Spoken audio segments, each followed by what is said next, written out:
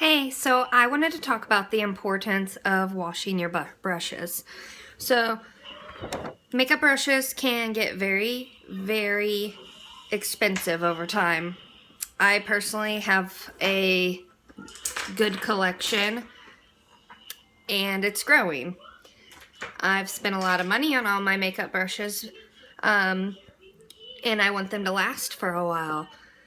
But every time that you use one of these, this is one I use for my blush. You can see it's starting to get product buildup.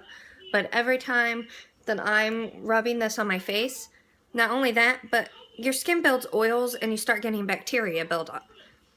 So how I wash mine is just take a little bit of baby shampoo, rub some water on it. I'll show you here in a minute.